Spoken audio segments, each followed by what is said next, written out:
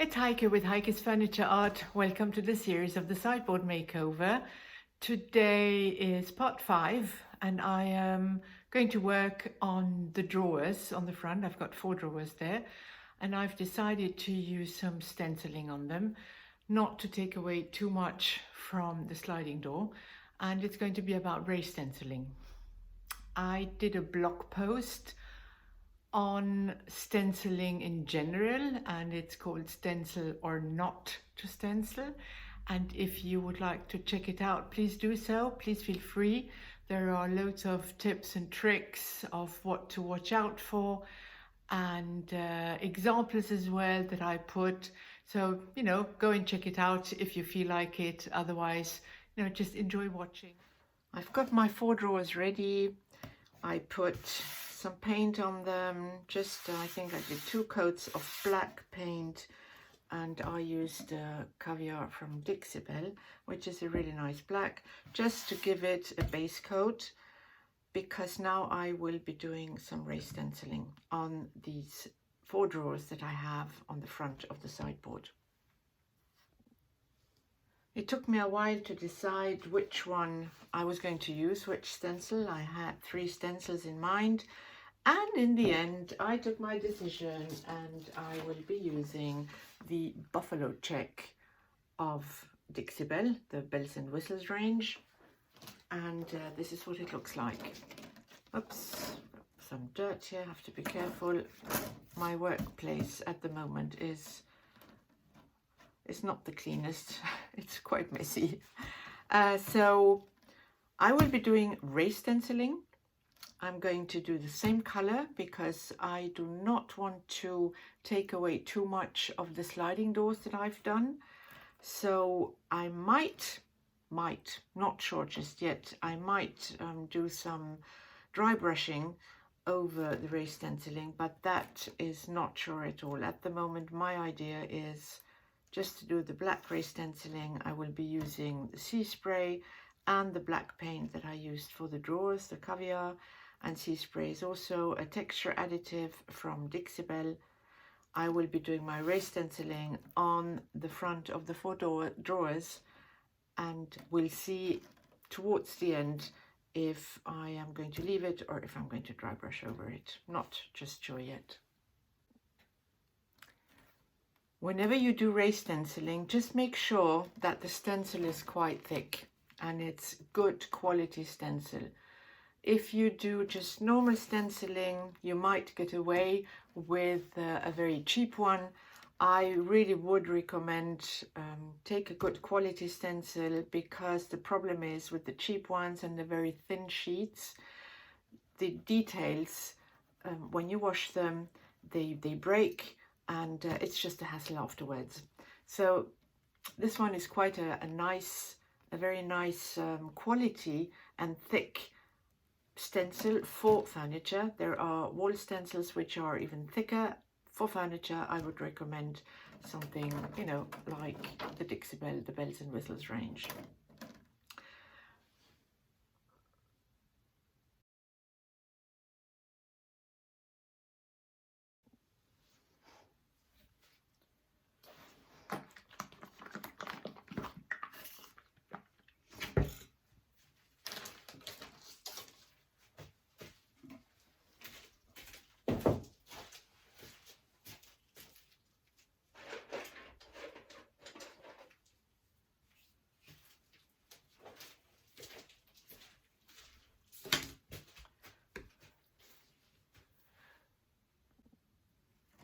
So I've put down 3 drawers, can't put down 4.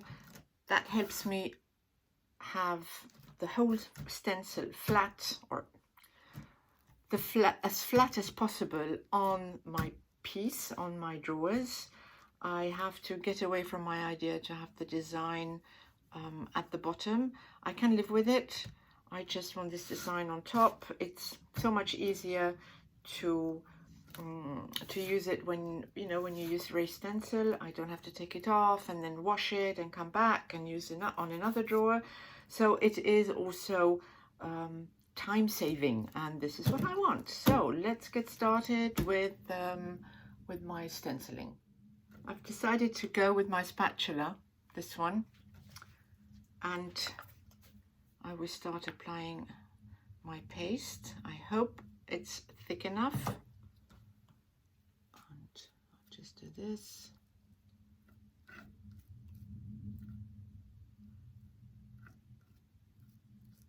If anything seeps through, you can take something to scrape it off, as long as it's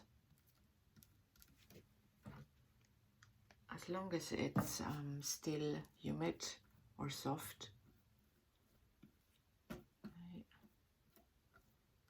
If I wanted a very, oops, there is some. If I wanted a very high raised stencil, I would let this dry and then go back, take the stencil again, put it over the existing stencil and apply more of the medium. I have a blog post on stenciling on my website. So if you would like to be notified for blogs, then please go ahead and subscribe. And on my blog there is one that talks about the different stenciling, what you can do, some tips and tricks, what you have to look out for. And if you watch this video, then please put a hashtag replay so I know that you've watched, and I can answer your questions and I get notified. That's specifically if you put hashtag replay, I know that you've watched, and if you have a question or you put a comment, then I get notified, which if you don't is a bit of a random thing that I see it. Okay, so I've got my first drawer. Still something a bit missing here. I really want it to be raised, so I can add a little bit to make it thicker, but not too much. I prefer coming back, if anything. And you can smooth it out much more than I do. I like it when even the stencil has some texture and it's not too smooth. Once it's dry, you just take some sanding paper. Okay, so I have to do this now. Whoops. Hold it down.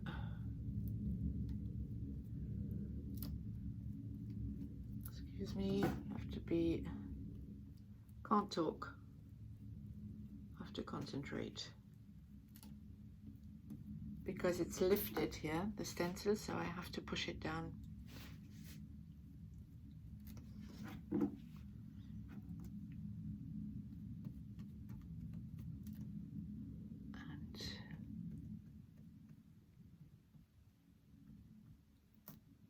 okay, don't want to go it further. Hold your spatula quite flat. Do never do stenciling like this. Always hold it flat so you can really, whoops, go flat on the piece and over the stencil. If you hold it right up,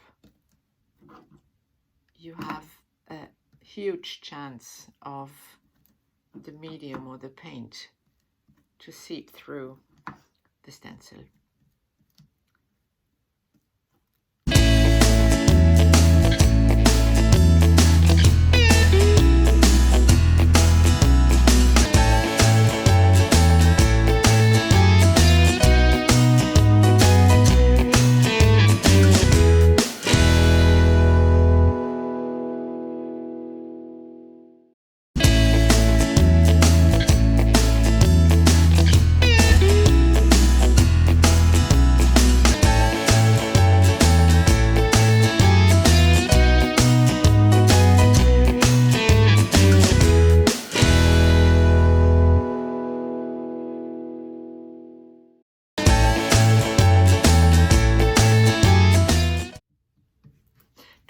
not do this on your stencil. Always go in the same directions, apart from when you have some free design and you have to fill it up, then you can go on the other side, but do not go like with paint, you know, back and forth. This will go beneath your stencil. Raised stenciling is not difficult, but can be a bit challenging, and even for me, I do have sometimes, you know, the medium coming through or seeping beneath. Very frustrating. So take your time when you do it.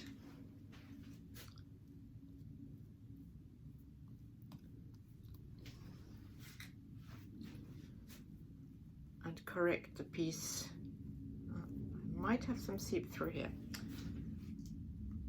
Didn't hold it down. Okay. Continue holding it down is key.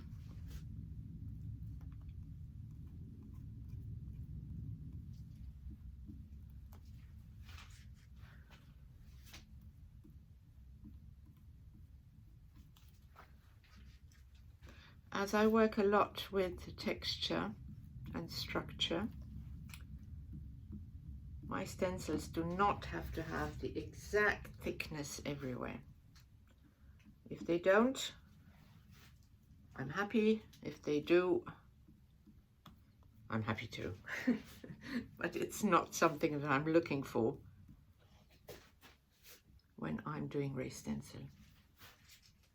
Again, like with the flat paint, it's just not me.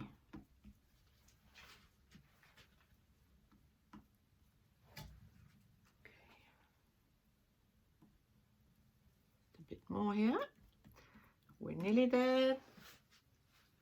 And I just did enough paint and powder for this. Very happy. I might have to do, no, that's not true, because I still have one drawer. So I will, what I will definitely do is I will have to get the stencil off, clean it, and then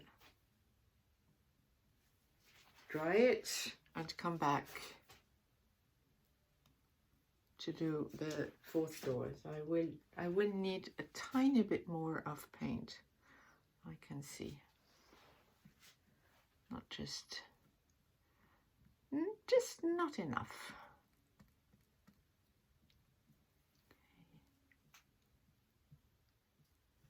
Most probably I'll have some bleed through on these here, but it's okay. It's fine.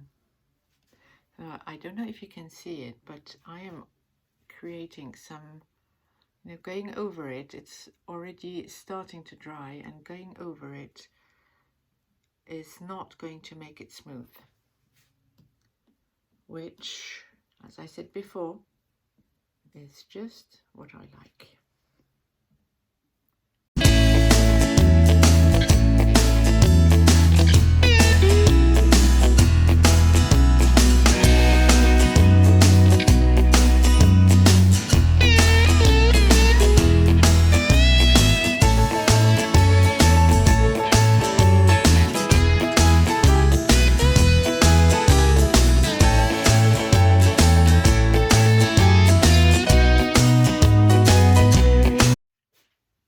So let me take this off.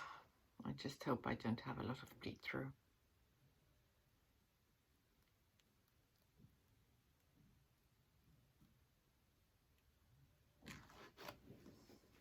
Ooh, looking nice. I can sand off these peaks that I have here. I don't know what happened here. Might have to take this little tiny bit off.